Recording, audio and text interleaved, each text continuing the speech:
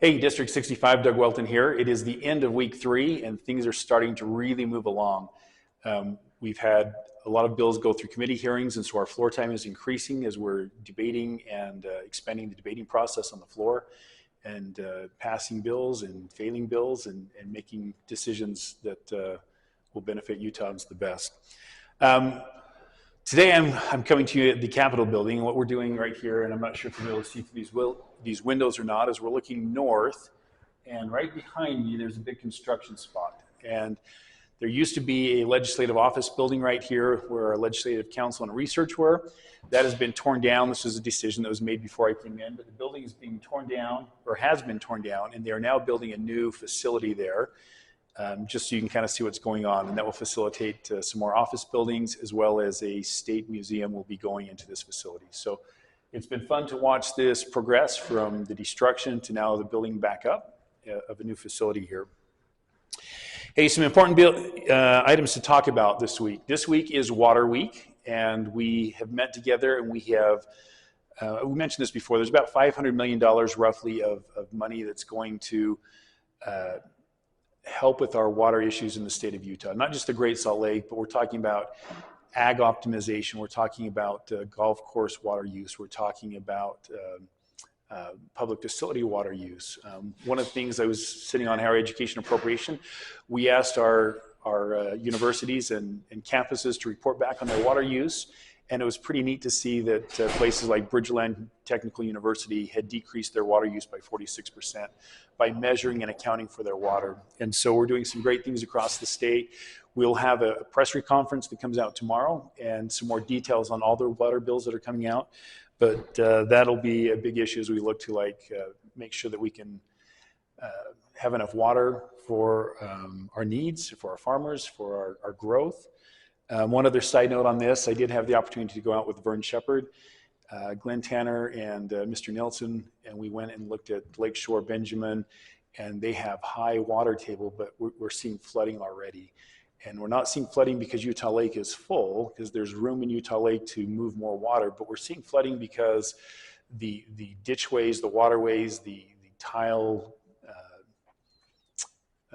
canals that are running underneath the ground are all old and decrepit, and they're blocked up, and so it's pushing water back. And so one of the things I hope to do is to get some water, or to get some money to help address those issues.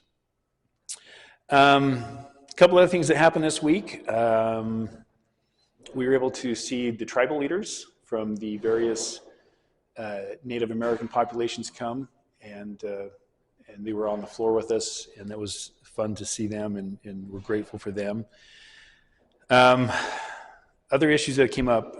One of the issues that I've been asked about a lot after my last newsletter went out is taxes. A lot of concerns about property taxes. And so probably next week, really the week after that, we'll start getting into our tax discussion. We're having preliminary discussions right now. We've had them in the summer. There's probably like 50 tax bills that are covering everything from property tax, income tax, food sales tax. So there's a wide gambit.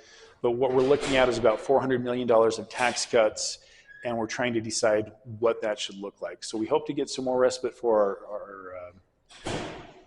those who are on Social Security. We're trying to get more respite to the taxpayer, put money in your pocket so you can help fight inflation in your house, which is where the best place it should be. So keep an eye out. Those bills will probably start rolling out next week, and the discussions will start being engaged in heavily the following week after that.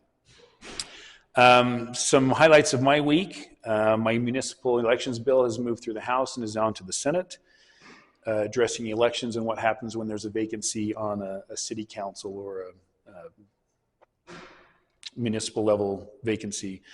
I had Chief Scott Spencer and Lieutenant Terry Riley came up as we passed a firefighter retirement bill out of the House committee.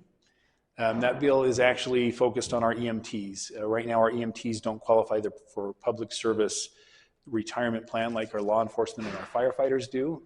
And so this is allowing them to participate in that process. In Payson and Spanish Fork and many other towns, about 85% of their calls are medical, and so it's important that we have medical professionals hired as well as firefighter and law enforcement.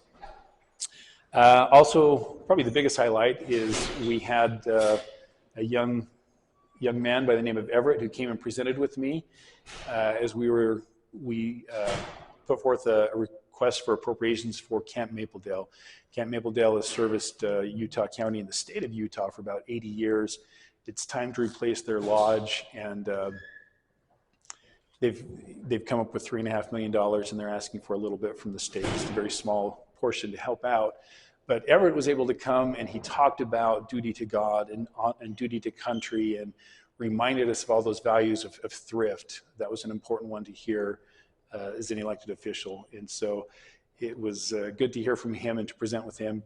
By far the best co-presenter I've had in my time up here. So it was good to see everybody at Bagels and Bills. As always, it's good to hear from you. Feel free to call, email, text, reach out however you want to with any questions, concerns, and I'd love to hear from you. Thanks. We'll talk to you next week.